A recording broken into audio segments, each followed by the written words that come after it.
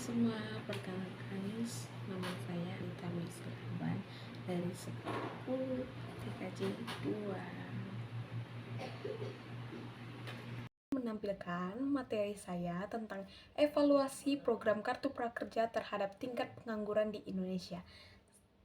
Next. Baik, selanjutnya kita masuk di sesi latar belakang. Pengangguran akibat pandemi COVID-19 turun dan program ini memberikan pelatihan dan insentif tunai guna meningkatkan keterampilan, daya saing, dan mendorong kewirausahaan. Secara umum, program ini sangat positif dalam meningkatkan motivasi, keterampilan digital, dan minat berwirausahaan peserta.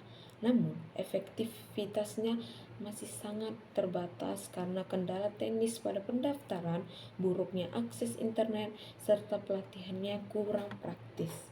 Program ini efektif di wilayah perkotaan dibanding perdesaan, memiliki keterbatasan infrastruktur dan akses pasar kerja. Selain itu, peningkatan keterampilan tidak selalu diikuti dengan kemudahan mendapatkan pekerjaan karena ada hambatan struktural seperti kurangnya informasi lowongan dan koneksi industri. Keberhasilan program sangat bergantung pada dukungan pemerintah daerah dan penyesuaian dengan kebutuhan lokal, sehingga perlu perbaikan menyeluruh agar program benar-benar efektif dan meningkatkan angka pengangguran di Indonesia. Next, kita masuk di pengertian program Kartu Prakerja. Kartu Prakerja adalah program pemerintah Indonesia dalam membentuk bantuan biaya pelatihan kepada masyarakat Indonesia untuk meningkatkan kemampuan atau meningkatkan keterampilan praktis untuk dunia kerja. Peran Kartu Prakerja ialah mempersiapkan tenaga kerja yang belum memiliki pekerjaan dengan memberikan sebuah treatment, yakni meningkatkan soft skill yang sesuai dengan apa yang diinginkan oleh penerima manfaat program Kartu Prakerja dengan wadah yang disiapkan pemerintah melalui platform yang disediakan. Sejak program ini diluncurkan pada tahun 2020, program Kartu Prakerja Sejak program ini diluncurkan pada tahun 2020, program Kartu Prakerja Sejak program ini diluncurkan pada tahun 2020, program Kartu Prakerja dijalankan secara daring atau online, mulai dari proses pendaftaran, seleksi, pemilihan pelatihan, hingga memberikan insentif atau tunai. Selama masa pandemi, program ini menggunakan skema semi bantuan atau semi bansos, di mana peserta mendapatkan bantuan biaya pelatihan sebesar 1 juta, insentif pasca pelatihan sebesar 600.000 per bulan selama 4 bulan, serta insentif survei sebesar 150.000. Masih di sesi program Kartu Prakerja. Program ini diarahkan pada masyarakat yang usia kerja produktif 17 tahun hingga 35 tahun, usia produktif yang tidak bekerja atau tidak memiliki pekerjaan yang formal. Ketiga, pelaku UMKM maupun pekerja inovator yang ingin memiliki atau ingin meningkatkan kompetensinya.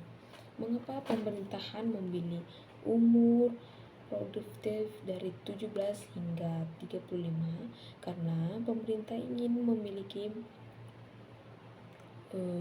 ijazah SMA dan SMK, dari ijazah SD, SMP hingga SMA dan SMK, dan syarat-syaratnya juga harus memiliki NPWP dan izin kerja pada pemerintahan.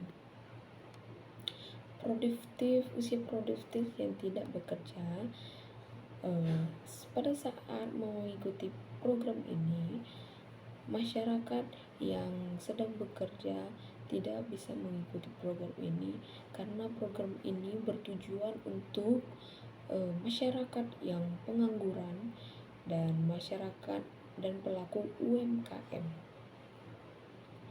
supaya program ini lancar dan tidak ada gangguan sama sekali dalam pekerjaan mereka, dan mereka bisa meningkatkan kompetensinya, meningkatkan kecerdasan untuk menuju pekerjaan yang mereka tuju.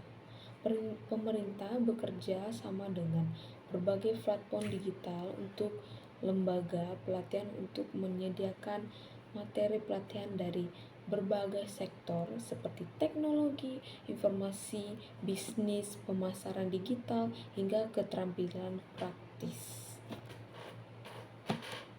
Masih dalam program Kartu Prakerja, pemerintah Indonesia meluncurkan sebuah program strategi ini, di mana program ini merupakan inovasi kebijakan yang bertujuan untuk memberikan solusi terhadap masalah pengangguran melalui pendekatan pelatihan keterampilan, skill, upskill, dan reskill berbasis teknologi digital. Selain itu, Kartu Prakerja juga memberikan bantuan insentif tunai kepada peserta sebagai bentuk dukungan ekonomi sementara, terutama di masa pandemi tersebut. Dengan demikian, program ini hanya bersifat pelatihan tetapi juga berfungsi sebagai bantuan sosial bersyarat. Baik, selanjutnya kita masuk di sesi dampak penurunan tingkat pengangguran di Indonesia. Kartu Prakerja ditujukan bagi individu berusia 18 tahun ke atas yang tidak sedang menempuh pendidikan formal dan prioritas pada kelompok rentan seperti pengangguran, korban PHK, dan pekerja informal. Peserta menerima pelatihan daring serta insentif berupa bantuan biaya 1.600.000 per bulan selama 4 bulan. Program ini bertujuan untuk meningkatkan keterampilan teknis, literasi digital, keuangan, dan kewirausahaan. Penambahan penilaian positif dan dampak terhadap program ini. 1. Penilaian positif dalam lembaga internasional. Peserta Kartu Prakerja memiliki 11% peluang lebih tinggi untuk mendapatkan pekerjaan dibanding non-peserta. Dampak yang nyata terlihat di sektor informal dan UMKM. Kedua, lembaga penelitian M.Seru pada tahun 2021. Dampak program paling terasa pada lulus SMA atau SMK dan perempuan muda. Program ini membantu kelompok rentan yang sebelumnya kesulitan masuk pasar kerja informal. Dampak positif program pekerjaan umum berkontribusi signifikan dalam penurunan tingkat pengangguran, terutama 18 tahun hingga 35 tahun. Peningkatan keterampilan dan daya saing tenaga kerja, memperluaskan akses ke lapangan kerja dan pulang ke wirausahaan, mendorong tenaga kerja yang lebih aktif dan kompetitif, khususnya di era ekonomi. Baik, kita masuk di sesi aktivitas dalam meningkatkan keterampilan dan kesesuaiannya dengan kebutuhan industri. Peningkatan kualitas sumber daya manusia sangat penting untuk mendukung pertumbuhan ekonomi Indonesia, terutama melalui program ini pemerintah seperti Kartu Prakerja. Program ini sangat bertujuan untuk mengatasi pengangguran dan meningkatkan keterampilan kerja, khususnya bagi usia yang produktif melalui pelatihan digital yang fleksibel. Hasil evaluasi menunjukkan bahwa Sekitar 90% peserta merasakan peningkatan keterampilan baik dalam aspek teknis seperti digital marketing, desain grafis, dan bisnis kecil-kecilan, maupun non-teknis seperti komunikasi dan manajemen waktu.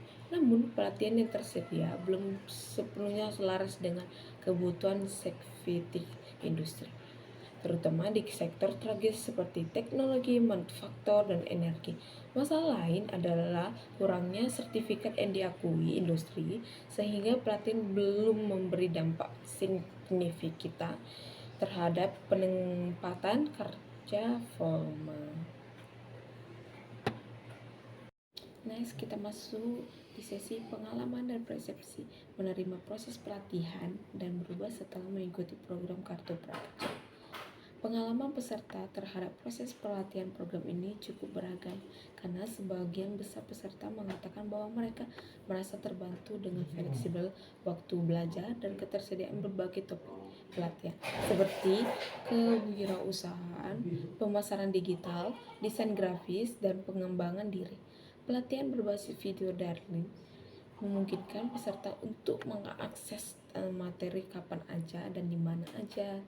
Adapun pengalaman dan fleksibel berubah di bawah ini ialah pengalaman 1. Pengalaman dalam mengikuti pelatihan. Banyak peserta mengaku pelatihan ketersediaan di platform digital seperti Ruang Guru, Sit Akademik, dan Vitari cukup bervariasi dan fleksibel. Kedua, persepsi terhadap manfaat ekonomi. Mayoritas peserta merasa terbantu secara ekonomi dengan insentif tunai yang diberikan pasca pelatihan. Selain itu, pelatihan keterampilan seperti digital marketing, desain grafis, atau kewirausahaan memberi mereka bekal untuk melakukan atau memulai usaha kecil atau meningkatkan pekerja freelance. Baik, selanjutnya kita masuk di sesi kendala dan tantangan implementasi program Kartu Prakerja serta solusi yang ditempuh pemerintah. Pelaksanaan program Kartu Prakerja di lapangan menghadapi berbagai kendala teknis, administratif, dan sosial. Secara teknis, keterbatasan akses internet dan gangguan sistem menjadi hambatan yang utama. Dari sisi administratif, proses pendaftaran dan verifikasi data masih rumit dan membingungkan. Sementara itu, dari sisi sosial, rendahnya literasi digital dan keterbatasan akses informasi membuat sebagian masyarakat kesulitan mengikuti program ini. Ditambah, tidak adanya jaminan langsung terhadap penempatan kerja. Untuk mengatasi masalah ini, pemerintahan telah melakukan sejumlah perbaikan seperti peningkatan kapasitas sistem, memberi subsidi kuota internet, menyederhanakan proses pendaftaran, serta memperluaskan sosialisasi dan pelatihan berbasis kebutuhan lokal. Langkah-langkah ini bertujuan agar program lebih inklusif, dan mampu menjawab tantangan di lapangan secara lebih efektif. Di sesi kendala dan tantangan implementasi. Implementasi program Kartu Prakerja di Indonesia mencakup berbagai aspek teknis, administratif, dan sosial. Berikut penjelasannya. Yang pertama, ada aspek teknis. Platform mereka menggunakan platform digital seperti sistem pendaftaran online. Calon peserta mendaftar menggunakan situs resmi www.prakerja.go.id dan mengisi data pribadi ke mitra dengan platform digital. Pemerintahan bekerjasama dengan berbagai platform seperti Bukalapak, Pijar, Mahir, dan lainnya untuk menyediakan pelatihan online.